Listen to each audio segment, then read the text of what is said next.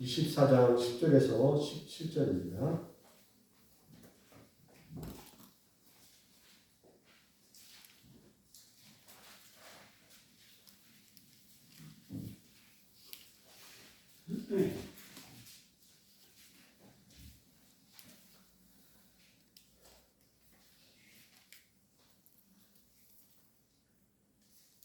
사장 10절에서 17절 분명합니다. 다윗이 백성을 조사한 후에 그의 마음에 자책하고 다시 여호와께 아뢰되 내가 이 일을 행함으로 큰 죄를 범하였나이다. 여호와여 이제 간구하옵나니 종의 죄를 사하여 주옵소서. 내가 심히 미련하게 행하였나이다 하니라. 다윗이 아침에 일어날 때 여호와의 말씀이 다윗의 선견자 된 선지자 갓에게 임하여 이르시되 가서 다윗에게 말하기를 여호와께서 이와 같이 말씀하시기를 내가 내게 세 가지를 보이노니 너를 위하여 너는 그 중에 하나를 택하라. 내가 그것을 내게 행하리라 하셨다 하시니 다시 다윗에게 이르러 아뢰어 이르되 왕의 땅에 7년 기근이 있을 것이니까 혹은 왕이 왕의 원수에게 쫓겨 석 달 동안 그들 앞에서 도망하실 것이니까 혹은 왕의 땅에 사흘 동안 전염병이 있을 것이니까 왕은 생각하여 보고 나를 보내신 이에게 무엇을 대답하게 하소서 하는지라. 다윗이 갓에게 이르되 내가 고통 중에 있도다. 청하건대 여호와께서는 긍휼이 크시니 우리가 여호와의 손에 빠지고 내가 사람의 손에 빠지지 아니하기를 원하노라 하는지라. 이에 여호와께서 그 아침부터 정하신 때까지 전염병을 이스라엘에게 내리시니 단에서부터 브엘세바까지 백성의 죽은 자가 7만 명이라. 천사가 예루살렘을 향하여 그 손을 들어 멸하러 하더니 여호와께서 이 재앙 내리심을 뉘우치사 백성을 멸하는 천사에게 이르시되 족하다. 이제는 내 손을 거두라 하시니 여호와의 사자 여부수 사람 아라우나 그 타작마당 곁에 있는지라. 다윗이 백성을 치는 천사를 보고 곧 여호와께 아뢰어 이르되 나는 범죄하였고 악을 행하였거니와 이 양 무리는 무엇을 행하였나이까. 청하건대 주의 손으로 나와 내 아버지의 집을 치소서 하니라.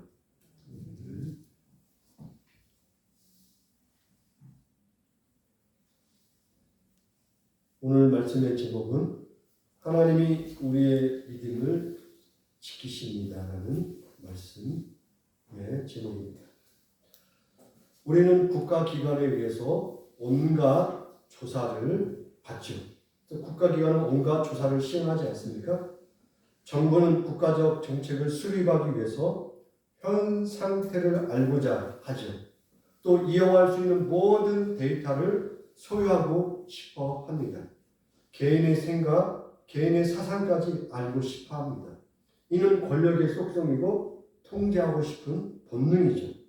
그래서 우리는 언제나 인구 조사의 대상입니다.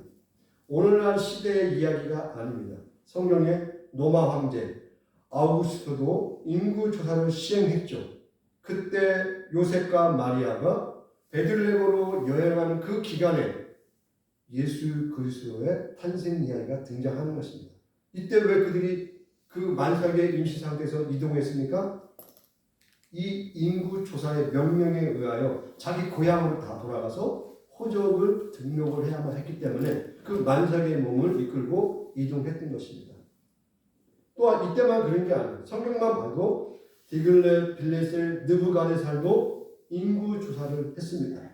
또 현대 모든 국가도 인구 조사를 시행합니다. 그래서 모든 사람은 한 국가에 필요한 것에 이용하기 위해서 조사 대상입니다. 그래서 모든 것들을 가능하면 객관적으로 알고 싶어서 다 조사를 하죠. 또한 성경에 오늘 이 다윗이라는 인물을 통해서 우리가 또 하나 알 수 있는 것은 군대의 징집을 위해서 완벽한 명부를 작성하고자 했던 것이죠. 또한 군인을 징집하기 위한 것과 세금을 거두기 위한 명부를 만들어야 한 국가의 어떤 정치, 경제, 군사력을 유지할 수 있기 때문에 어느 정부든지 어느 시대든지 이 일을 시행했던 것입니다. 그래서 이러한 역사적 배경에 의하면 오늘 성경에 등장한 이 다윗 왕의 행위는 특별한 문제가 없습니다. 다윗만 갑자기 안 하는 것을 한 게 아니었어요. 다윗도 일반 왕들처럼 다른 국가처럼 인구 조사를 하고 뭔가 그 국가에 필요한 군인의 인원을 확인할 뿐만 아니라 국가 재산을 유지할 국고를 확인하기 위하여 세금 징수한 만한 그 인원을 파악했던 것입니다. 그런데 오늘 성경은 이 인구 조사에 대해서 다윗 자신의 행위에 무언가 책임을 져야만 한다라고 하나님이 말씀하고 있다는 것이죠. 다윗은 자기에게 걸맞는 자리로 돌아가라고 하나님이 이 징계를 통하여 뭔가를 이야기하고 있다는 것입니다. 근데 그 과정이 너무 쓰라린 고통을 체험하고 돌아가는 현실이었다는 것입니다. 24장은 다윗이 인구 조사를 하겠다라고 소개하는 내용입니다. 그리고 그걸 인하여 하나님의 진노가 일어나고 있습니다. 우리는 그렇죠. 이게 뭐가 문제일까? 여러분 그런 생각 들지 않습니까? 이 부분은 우리가 오늘 말씀을 계속 진행해 나가면서 이 문제는 자연스럽게 살피도록 하겠습니다. 그런데 다윗은 너무나 당연할 것 같은데 하나님 제가 뭐 잘못된 일을 했습니까? 라고 항의하면 되잖아요. 그런데 24장에서 오늘 읽었던 본문 가운데 다윗이 10절에 뭐라고 이야기합니까? 다윗이 자신의 어리석은 죄를 기꺼이 속죄하겠다고 하며 회개를 합니다. 여러분은 이럴 거예요. 아니 인구조사를 한 다윗이 무슨 잘못이 있어서 또 회개를 했고 하나님은 그 일이 뭔 커다란 죄라고 또 징계를 하시는가? 하나님도 이해가 안 되고 다윗도 이해 안 되지 않습니까? 뭐가 문제가 있는 거지? 라는 생각을 여러분은 하게 되실 것입니다. 동일합니다. 아까 제가 아이들에게 설교할 때 선악의 기준을 사람이 갖게 된 결과에 대해서 제가 이야기하지 않았습니까? 단순히 어떤 한 과일을 몰래 먹었다라는 의미가 아니라는 것이죠. 동일하게 이스라엘의 주인이 누군가의 싸움이었던 것이죠. 인구조사와 군대를 징집하고 세금을 거둘 수 있는 건 누가 할 수 있습니까? 고대사회에 유일하게 지존인 왕만 가능한 것입니다. 이스라엘이라는 나라의 특징이 뭡니까? 하나님이 생각하는 것, 이 나라의 통치자요 왕은 하나님이라는 것을 누누이 이야기를 합니다. 하나님만이 이스라엘을 지켜내고 이스라엘의 하나님 자신이 군대이고 이스라엘의 참 양식이 하나님 자신에게서 나온다는 것이죠. 그들이 어떤 정치적 수완을 잘 해서 나라의 풍년이 이루어지는 게 아니라 하나님이 정하신 그 법에 이 이스라엘의 통치가 이루어지고 그 하나님의 계명에 순종할 때 하나님이 그 나라를 지켜낸다는 것이죠. 이스라엘이 후에 이방 나라에서 멸망을 당하지 않습니까? 그들이 멸망할 때 군대를 징집할 병력이 부족해서 멸망했습니까? 우리가 역대상하 선지서를 보시면 하나님이 왜 그러니까 10만 명을 양성하지 않았느냐라고 이야기한 적이 한 번도 등장하지 않습니다. 거기는 반드시 이스라엘의 생존의 문제는 무엇이 있는가를 명확히 이야기하죠. 너희들이 하나님을 떠났다는 거예요. 하나님의 공의와 하나님의 자비와 은혜를 지키지 않는 이스라엘의 삶의 내용을 이야기하고 있다는 것이죠. 이 나라가 하나님에 의해서 존재하고 유지되는 건데 너희들이 그걸 무시했다는 것이죠. 너희들 스스로가 선과 악의 기준이 되어서 너희들이 옳다라고 생각하는 일에 너희들의 인간의 모든 군사력, 경제력, 정치력 다 밀어붙인 것이죠. 그래서 너희들이 너희 나라를 지켰더냐라고 이야기하고 있다는 것입니다. 다윗은 바로 그 일에 첫 스타트를 끄는 범죄를 했다는 것입니다. 그러면 다윗은 세 가지 선택지 가운데 하나를 택해야만 했다는 것입니다. 7년 동안의 기근, 석 달 동안의 칼, 사흘 동안의 전염병을 선택해야만 했습니다. 이렇게 다윗은 하나님의 징계를 받아야 할 뿐만 아니라 받을 벌을 선택해야 하는 책임까지 져야만 했다는 것입니다. 그래서 하나님께서는 단으로부터 부엘세바에 이르기까지 온 이스라엘의 3일간의 전염병을 보내십니다. 이로 인하여 이스라엘 백성이 무려 7만 명이 죽게 됩니다. 다윗은 이 나라를 지키고 자기가 생각하기는 백성을 살리는 길을 생각하기 위해서 인구조사를 했는데 그 결과가 오히려 백성을 죽이는 결과를 낳았다는 것입니다. 엄청난 재앙을 불러낸 것이죠. 이건 뭐 우리가 쉽게 생각해봐도 그렇습니다. 한 나라가 때로는 그러니까 우리 인간의 보통의 이 나라를 생각해 볼 때 한 정치 지도자가 어떤 정책을 잘못 선택할 때 어떻습니까? 엄청난 파급력이 있지 않습니까? 때로는 한 국가의 위기까지 가는 경우는 있잖아요. 아니, 저 한 사람이 저랬다고 해서 한 국가가 이런 위기 처할 수 있어? 그럴 수 있다는 것입니다. 한 국가는. 한 국가의 지도자가 어떤 생각을 가졌냐에 따라서 그 민족과 그 나라는 위기를 맞이할 수도 있고 분기를 맞이할 수도 있는 것입니다. 다윗의 인구조사가 나라의 근간을 흔들 만큼 심각한 죄였다는 사실을 우리는 기억할 필요가 있다는 것입니다. 그것은 하나님을 무시하는 하나님의 자리를 넘보는 심각한 반역의 행위였다는 것입니다. 다윗은 인구조사를 함으로써 하나님께 속한 백성의 생명이 마치 자신의 권한 속에 있는 거냐, 내가 이 군대를 징집할 인구를 정확히 파악한다면 내가 언제든지 불러들여서 내가 마음껏 전쟁하고 내가 원하는 땅을 넓히고 나의 이 군사력과 정치력을 내가 든든히 할 수 있을까요? 이걸 그럼 유지하고 싶었던 것이죠. 그런데 하나님은 네가 네 스스로 너 자신을 지키고 이스라엘을 지킨다는 그 명분은 너 자신을 위한 거 아니냐? 네 스스로가 하나님 되려고 한 거 아니냐? 너의 존재감을 확인하고 싶고 너의 권력의 힘을 누리고 싶은 거 아니냐? 네가 나의 자리를 앉겠다는 거냐라는 하나님의 엄중한 책망인 것입니다. 그러므로 당연히 다윗이 큰 죄를 지은 만큼 그냥 버려내려도 될 텐데 하나님께서는 그렇게 하지 않으셨어요. 왜 그렇습니까? 왕이라는 한 존재의 위치 때문에 그런 것입니다. 특별히 그가 하나님 자리를 탐한 거잖아. 그렇기 때문에 네 스스로 이 죄에 대한 징계의 선택을 하더라. 얼마나 너의 한 판단이 심각한 결과를 낳게 되는가를 네가 결정하라라고 엄중한 요구를 하셨던 것입니다. 그래서 다윗을 향한 하나님의 마음은 어떻습니까?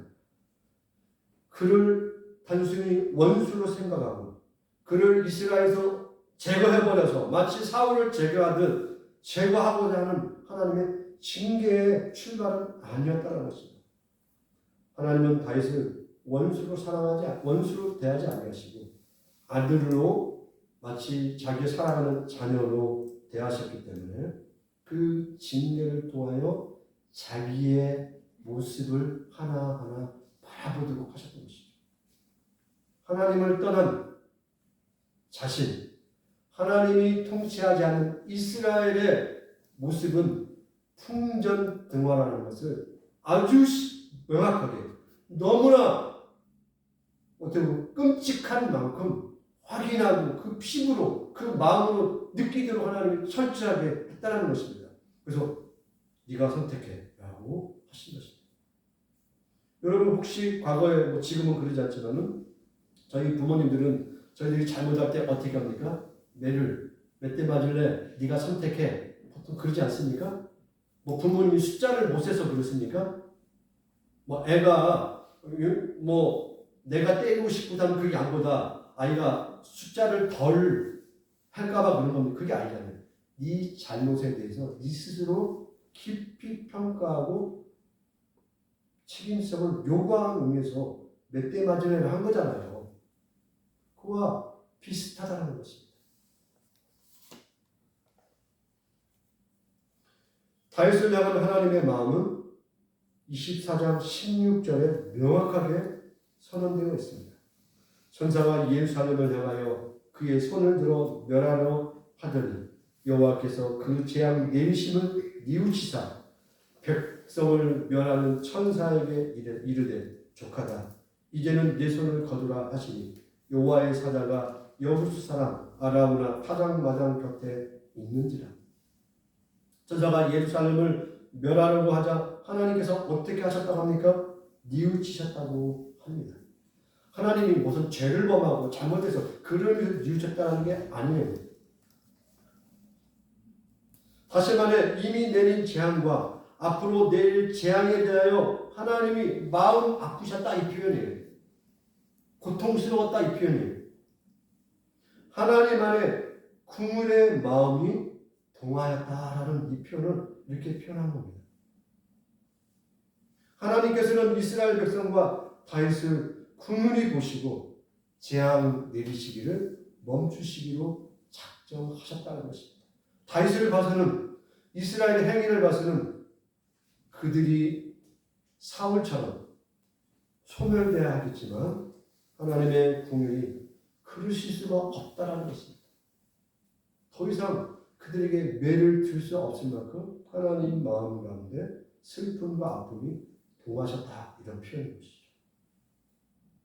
우리는 다윗이 무명의 목동에서 블레셋 장수 골리앗을 넘어뜨리고 이스라엘의 영으로 등장하며 한 나라의 왕으로 세워지는 과정을 그동안 쭉 사무엘상을 통하여 살펴왔습니다. 그런데 다윗은 생각보다 우리의 기대에 맞게 믿음의 본을 보여주지 않죠. 오늘 그 사건의 하나가 우리가 보았던 이 사건인 것입니다. 그는 남의 아내와 간통하고 살인도 마다하지 않았습니다. 그리고 또다시 하나님 앞에서 큰 범죄를 범합니다. 마치 자기가 이스라엘을 세우고 지키고 있는 절대 권력의 왕으로 착각을 합니다. 사무엘상의 끝이 또 당황스럽지 않습니까? 좀 멋지게 믿음의 영웅답게 승리하는 모습으로 유종의 미를 거두면 얼마나 좋겠습니까? 다윗의 입장에서 이 역사를 기록한다면 여러분 이렇게 기록할 것 같습니까? 여러분 역사를 기록할 때 이렇게 기록할 것 같습니까? 성경은 다윗의 모습을 적나라하게 다 기록을 하도록 하는 것입니다. 오히려 더 못나게 끝나는 인간의 모습을 더 신랄하게 드러내고 있다는 것입니다. 실패하는 다윗을 하나님이 우리의 두 눈으로 아주 강인하게, 아주 강렬하게 느끼도록 의도하신다는 것입니다. 여러분, 다윗의 생애를 살펴보니 어떻습니까? 그리고 여러분의 생애도 한번 비춰봤으면 좋겠습니다. 우리의 삶으로 우리가 돌아와서 다윗의 삶과 비교를 한번 해보시자는 거예요. 어떻게 다윗과 비교합니까? 그 믿음의 영웅. 이렇게 생각하시면 비교를 못하겠죠.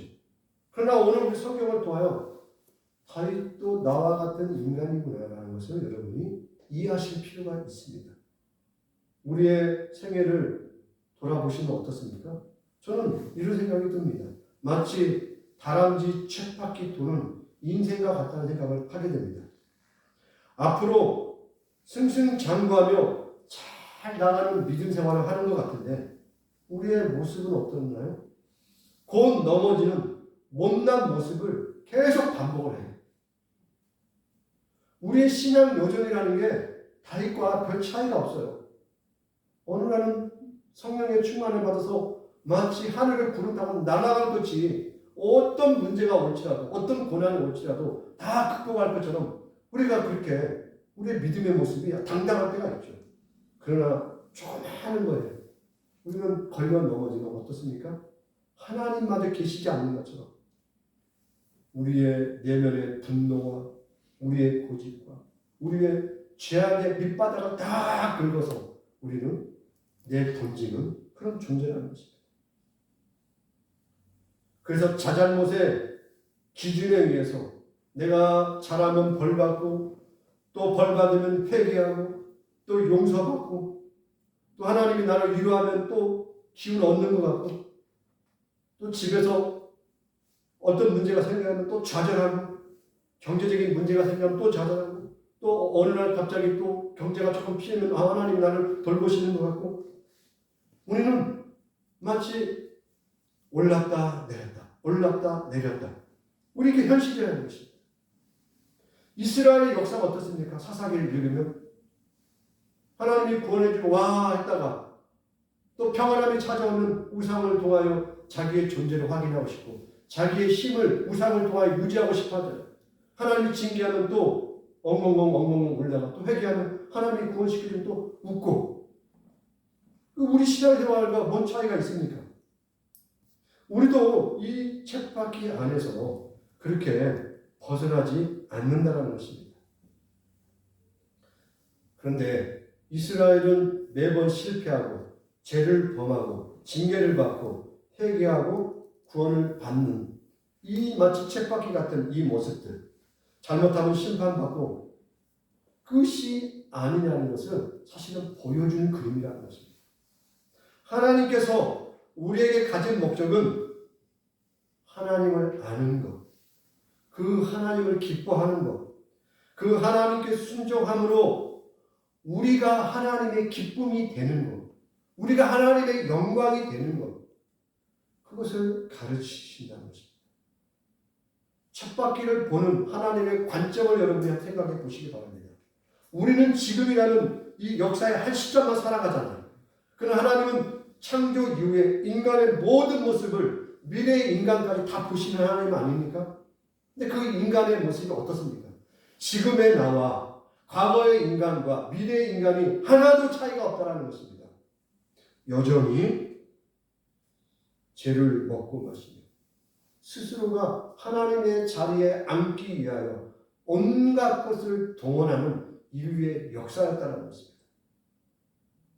그러나 오늘 성경은 다윗의 이 못난 모습, 우리의 실패하는 이 어리석은 것들 그대로 내던지지 않는다는 것입니다. 하나님이라는 분은 우리 인간을 쓰레기로 내던지지 않는다는 것이죠. 너희들 정말 가만히 없다.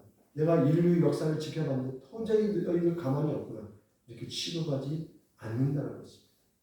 우리의 못나고 못된 것들, 이스라엘 경험들이 쌓여서 반드시 하나님은 쌓여서 이게 축적되어서 앞으로 나아가야 할 동력으로 하나님은 삼으신다는 것입니다. 쓰라는 경험들이 쌓여서 실력이 되도록 하신다는 것입니다. 아픔과 재앙이 우리의 믿음을 키우고 자라게 한다는 것입니다. 성경은 그것을 이야기하고 있는 거예요. 우리가 잘나고 똑똑하고 얼마나 잘하는가를 그걸 보여주면서 너희들도 이렇게 해야지 라고 인간에게서 가능성을 보시지 않는다는 것입니다. 하나님은 가능성 없는 인간의 그 최악의 상황 속에 들어가셔서 그 안에서 우리를 인도하시고 키우시는 하나님으로 자신을 보여주신다는 것이죠. 그걸 바라보도록 우리의 삶을 이끄셔서 거기서 우리가 일어나도록 하신다는 것입니다. 우리는 신앙생활할 때 이런 말을 갖죠. 행복했으면 좋겠어. 그래서 교회 앞에도 행복의 시작 예수 그리스도란 말을 얼마나 많이 씁니까? 뭐 교회 차에도 써붙이고 주부에도 써붙이고 이거 얼마나 많이 합니까? 그럼 그 행복이라는 것이 고통 없고 좋은 일만 있는 것을 말하는 것입니까? 우리는 하나님의 형상이며 하나님의 사랑의 대상이고 믿음의 대상이고 영화롭고 영광스러운 소망을 바라보는 자들입니다. 그렇기 때문에 우리는 행복하고 항상 웃음만 가득하고 앞으로 넘어졌는데도 넘어진 자리에는 갑자기 스펀지가 있어서 나는 넘어져도 안 다치고 차하고 부딪혀도 차는 부서지되 나는 흔적도 없이 깨끗한 이렇게 존재만 해야 하나님 우리를 지키는 자들입니까? 신앙생활이라는 것이 달콤한 솜사탕을 양손에 들고서 시치기치 웃으면서 소풍 가는 여정이 아니라는 것입니다. 물론 솜사탕만으로 만족할 때가 있습니다. 그때는 언제입니까? 유치원 시절입니다. 제가 우리 수정이에게 솜사탕 주면서 우리 수정아 솜사탕 하나 있으면 만족하겠지라고 하면 우리 수정이가 기분 나쁘죠. 지금 나 애기 취급하는 거예요. 하죠. 그런데 제가 우리 은하나 한나에게 솜사탕을 주면 어때요? 우리 목사님 아마 이럴 거예요. 최고. 그거 하나로 나 앞으로 나 교회 매일 다닐래요. 이렇게 이야기하지 않을까요? 우리의 삶이라는 게 하나님이 양손에 하나당 솜사탕 2개 들려줘서 야 신앙생활이라는 이런 거야. 솜사탕 먹는 행복을 누리는 게 신앙생활이라고 한다면 또 제가 그렇게 설교를 하고 여러분은 그렇게 신앙생활을 하는 겁니다 한다면 그게 믿음의 내용인가요? 그럼 기독교를 오독하는 거라는 것입니다.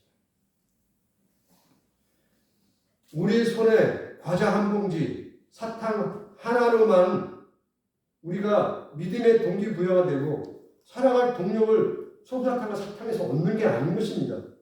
그게 우리 믿음의 목적지가 아니라는 것이죠. 그러므로 이제 어린아이의 모습을 벗고 장성한 성인으로 신앙생활에 우리가 입문을 해야 하는데 그 과정에 오늘 다윗과 같은 못난 짓들이 등장한다는 것입니다. 그게 신앙생활이라는 거예요. 제가 누누이 말씀드리잖아요. 너무 잘하려고 하지 마시란 말을 계속 드리는 것입니다. 안 돼요. 마음은 진심이죠. 잘하고 싶죠. 누가 여러분 못하고 싶습니까?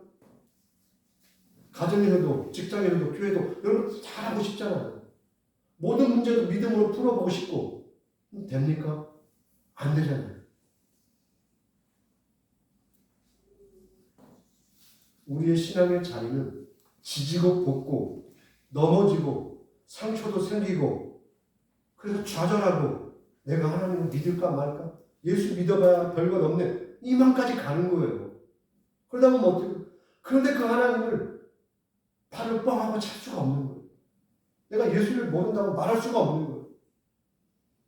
그러다 보면 어떻게 하면 통곡하게 되는 것이죠. 이러지도 못하고 교회도 떠날 수도 없고 그런다고 죄짓고 막 살 수도 없고 이 신앙의 현실 속에서 우리가 살아가는 거라는 것입니다. 어떤 대단한 빛과 번쩍한 어떤 마차 위에서 예수 믿는다고 환호해가면서 사는 자리가 아니라는 거예요. 이렇게 쓰라린 하루하루 내 이 못나고 못된 것들의 하루하루가 쌓여서 우리는 어제보다 좀 더 나은 하나님이 약속하신 내일의 모습으로 성숙해질 가는 것입니다. 그래서 제가 누누이 그래요. 현실을 부정하지 마시라는 이야기를 계속 드리는 것입니다. 현실이 내 손을 꾸중물에 담궈야 되고 때로는 똥을 만지는 비극이 있을지라도 그 현실을 내던지면 안 돼요. 하나님은 반드시 내가 보기 싫어하는 현실을 뛰어넘는 일을 하지 않으세요. 그 자리에서 출발하신다는 것입니다. 그러므로 넘어져서 좌절할 때 죄를 더 키우시고 그 순간 죄를 나눠먹고 죄를 도모하고 결국 그 죄가 나를 잡아먹게 하지 말라는 것입니다.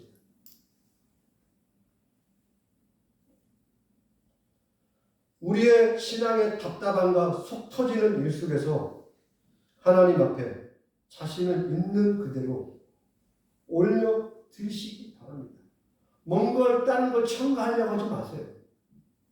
그냥 상한 마음 그 자체를 드시라는 거죠. 하나님이 뭘 원합니까, 여러분께? 그냥 우리 있는 그 자신, 그 사실, 그 현장, 그걸 드시라는 거죠.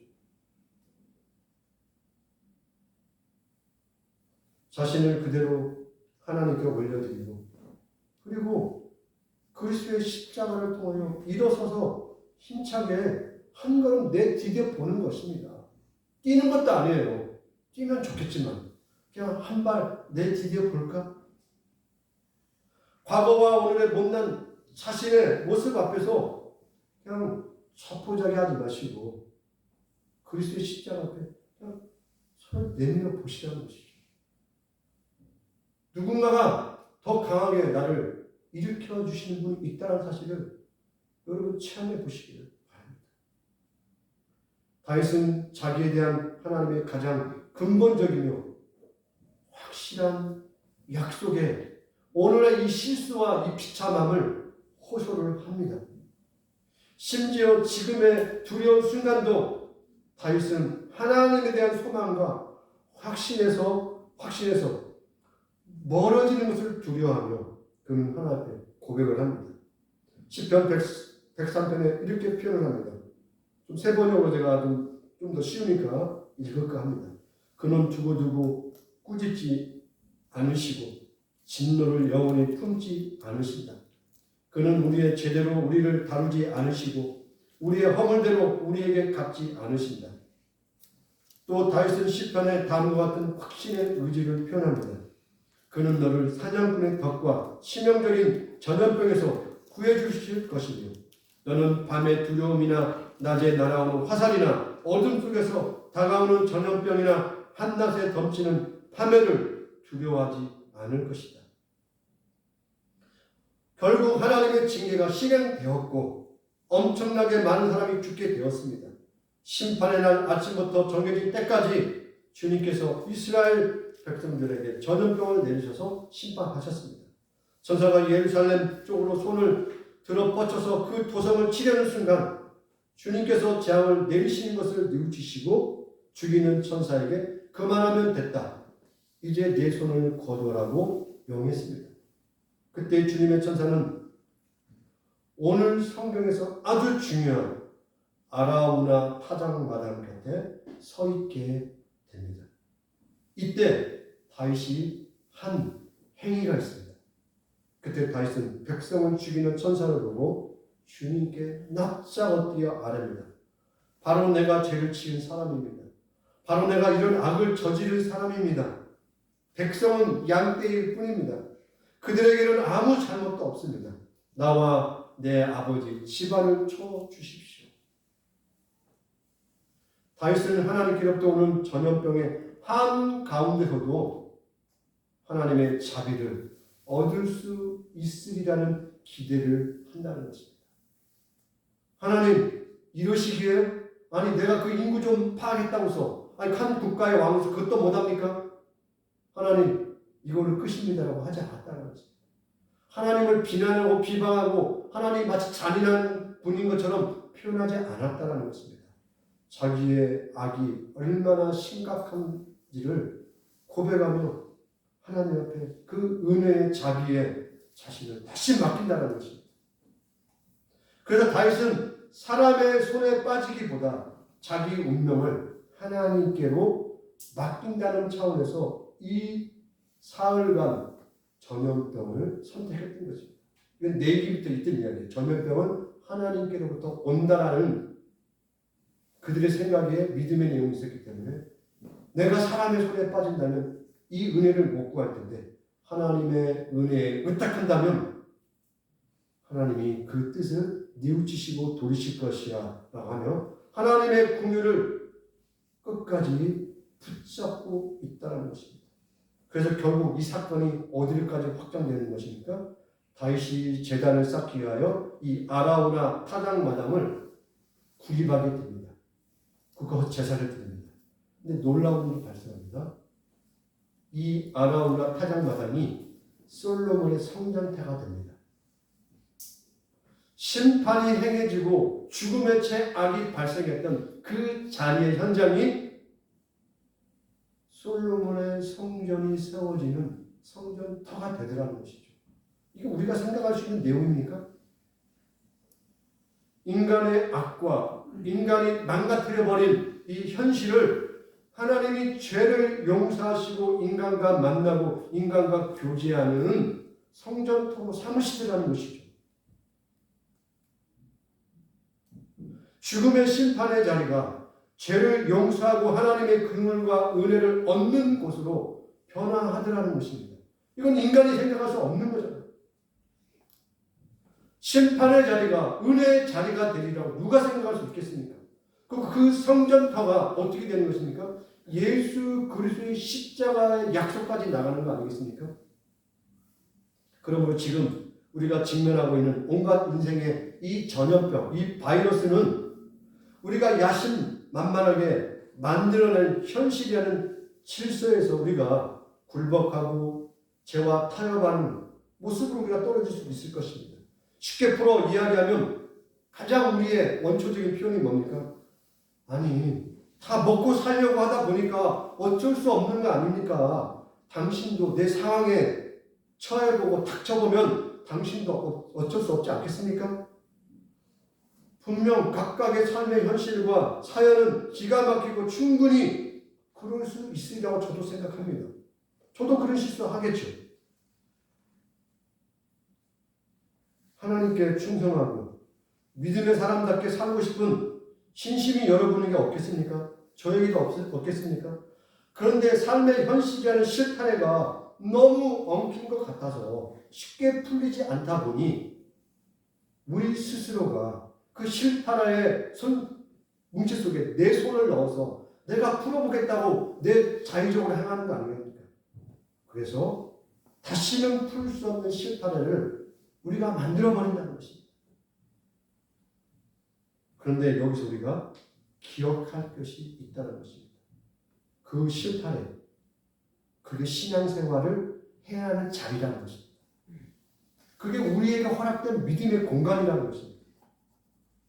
영적 전쟁이라는 게 눈 감고 금식하고 기도하면서 공중에 떠다니는 귀신을 잠자리채로 잡는 행위가 아니라는 것입니다. 더럽고 치사하고 때로는 뜨뜻 미지는 하고 기가 막힌 기적이 없는 그저 그런 일상을 꾸역꾸역 감당하는 것이 신앙생활입니다. 제가 이 꾸역꾸역이란 말을 우리 고지사님을 통해서 배웠어요. 나눔할 때 이 표현 하더라고요. 그래서 제가 이 표현 너무나 한편의 설교 같다 그랬어요. 우리의 일상이 어때? 꾸역꾸역 하기 싫은데 가야만 하는 그런 거와 같다는 것입니다. 우리는 과대망상을 신앙의 비전이라고 생각할 때가 너무 많아요. 영적이다라는 말로 구질구질한 현실을 쓰레기통에 넣어서 감춰버리고 싶어요. 왜 그러면 영적인 것 같지 않잖아요. 이제 쓰레기 안에 있는 지저분한 걸 내가 맞추고 있다니 영적인 사람이. 영적이라는 것은 그런 걸 하지 않는 거라고 생각한다는 것이죠. 그렇지 않다는 것입니다. 쓰레기통에 던져진 쳇바퀴 같은 인생의 그 내용을 다 끄집어내야 돼요.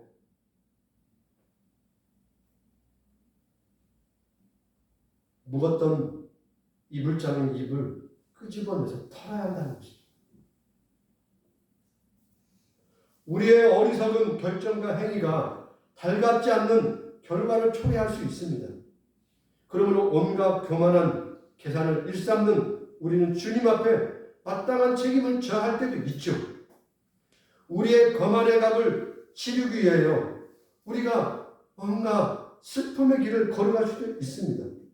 그런데 그 거만의 값을 치르든 구질구질한 삶을 살든 우리는 주님을 선택해야만 한다는 것입니다. 우리는 주님과 주님의 공연하심을 열심히 선택을 해야만 합니다. 왜냐하면 우리를 우리의 죄악대로 다루지 않는 하나님이 계시기 때문인 것입니다.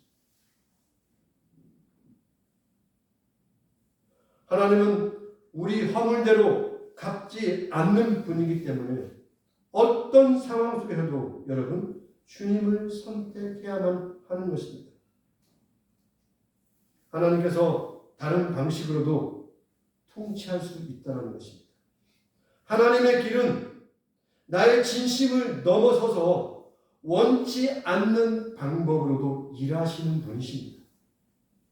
질그릇같이, 아니 그 질그릇도 괜찮죠. 깨진 질그릇 같은 그릇에, 그 그릇 속에 주님은 자신을 담기에 전혀 꺼름직하게 생각하지 않는 분이라는 것입니다. 우리는 깨진 질그릇 때 아닙니까? 이빨 나가고 금 나가고 물 새고 갖다가 밥 담기도 우리는 싫을 텐데, 주님은 내상 있고 이곳저곳이 깨지고 금간 우리를 새롭게 하기에 전혀 부족함이 없는 분이라는 것입니다. 하나님은 우리의 상태에 방해받지 않는다는 것이죠. 이런 우리를 충분히 사용하셔서 하나님이 원하시는 자리까지 우리를 이끌어 가시는 분입니다. 그래서 우리는 주님을 선택해야 합니다. 그리고 다시 시작하시기 바랍니다. 다윗의 인생과 더불어 우리는 마지막 단어가 전염병의 죽음이 아니라 바로 하나님의 자비라는 것을 이 본문 속에서 발견하시기 바랍니다.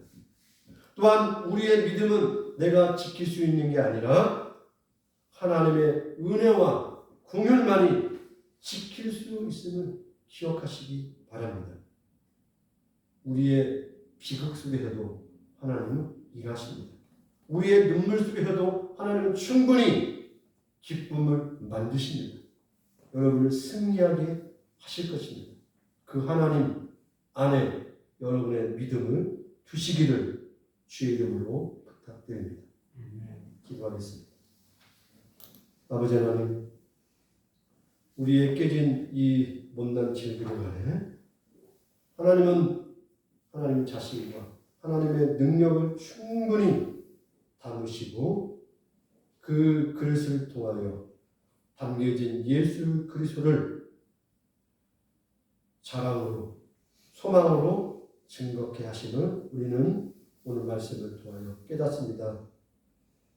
다윗이 전염병으로 울고 좌절하고 더 악한 왕으로 끝나는 게 아니라 이 전염병의 비극 속에서 하나님을 발견하고 하나님을 의지하는 자로 나간 것처럼 우리의 눈물과 비극 속에서 하나님을 의지하는 우리 모두가 되게 하여 주옵소서. 하나님의 자비가 우리의 믿음을 지키고 있음을 기억하게 하옵소서. 예수님의 이름으로 기도합니다.